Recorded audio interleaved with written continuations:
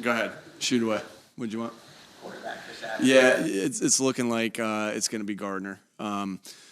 Jalen did everything he possibly could to get his body ready to go, and it just at the end of the day, he's not gonna be able to do it. And he tried like crazy, and I know he still wants to go. That's just the toughness that Jalen Hurts is the toughest player I've ever been around. My brother and I talked last night. I talked to my brothers at the end of the week all the time, and he's in recruiting now, and so I think he's out here in Eastern Pennsylvania. He's not out here, but he needs to get some good Eastern Pennsylvania players over there in Western Pennsylvania. But he's like, man, how did he play through that? Like he did that to his shoulder. Yep, that's what he did. Well, how did he throw any passes after that? I go, because he is the toughest son of a gun that I've ever been around. And for him to go out there and do what he did after he had that sprained shoulder was really, truly remarkable, that he was able to go and like play, not just play, but play really well. And so he's so tough. But we just felt like it's the best thing that he doesn't play this week. It was just with, his body's just not there yet. Gardner will be our guy, and Gardner will be ready. Gardner worked his butt off for this opportunity against a really good football team, and had a great practice yesterday. I think you guys have all heard that, how good a practice he had yesterday. A lot of energy out there, and he's ready to go. What's your confidence level that if you need Jalen next week against the Saints, you'll have him? Yeah, I'm not going to go there yet. We'll take it one day at a time, one game at a time, obviously. And so, again, like I said, he's worked his butt off to try to get himself back. We'll see day by day of where he is. Nick, can you take us through the logistics of Tuesday? See, I gave you guys I normally wouldn't even give that to you there, and now you're asking me about next week. Like I gave you a little, and you're trying to push and knock through the door. I'm not ready there yet. Can you take us through the logistics on Tuesday? So Gardner obviously was in Mississippi for Coach Leach's services, but from your guys' perspective, Steichen said that he talked to him a couple times. What else? Were you like sending him clips? How was he kind of balancing I mean, with Zoom and the way you can video things and all these different things, installs were videotaped. Zoom was available to him when he was available. Obviously, we can FaceTime him and talk through with clips and everything. So there was a ton of communication back and forth, while still giving Gardner time to be able to do what he needed to do to honor his coach that obviously he was very close with.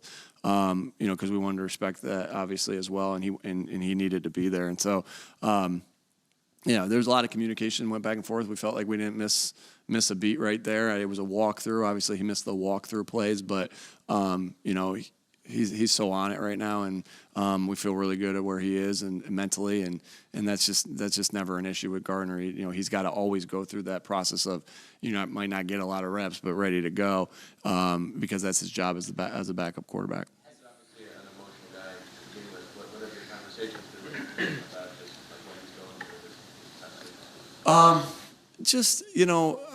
Obviously I'll keep all our conversations private, but, I just wanted to obviously be there for him, and if he needed to talk about anything. And, I thought about, like, the coaches I'm close with, and like, when we kind of talked, I'll say a little part of it, when we kind of talked, we talked about, like, every time my teammates and I get together or we text back and forth, there's always a story about one of our favorite coaches, Larry Carris. Now Larry Carris is alive, and I'm not saying that like in that sense, but we do always talk about him. And when it is, I don't even want to go there with Coach Carris, but he'll live on forever because of the stories that we have for him. And kind of we talked about, and Gardner shared a couple stories of Coach Leach and just what made him special and all the things and what made him special to him, which was cool.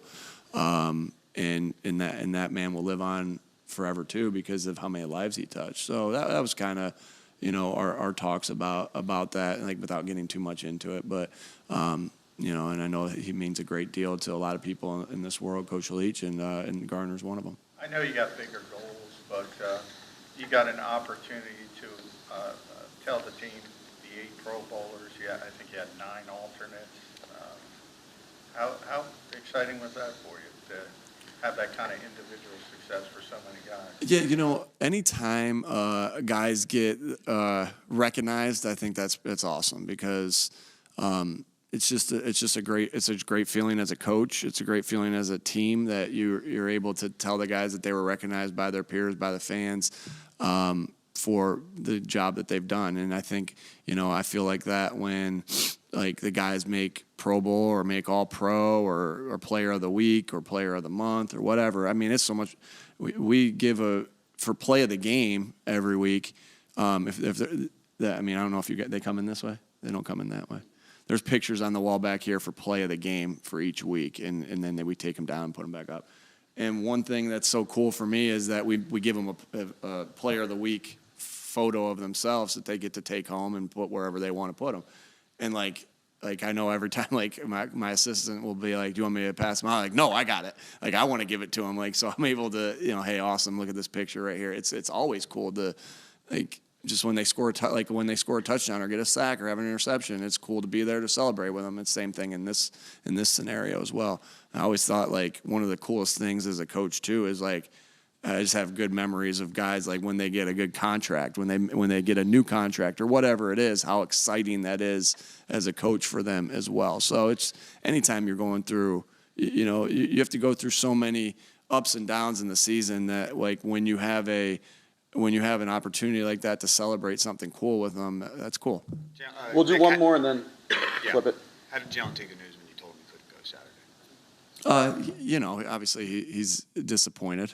He's disappointed because he wants to play. He's again, like I said, the toughest guy I know, and we have to do what's best as the organization to put him in a safe spot because he'd play through anything, right? And he showed that in that fourth quarter against Chicago that he did play through it. He played through everything, and so obviously disappointed. Wants to be out there with his teammates, those are hard conversations you have to have sometimes.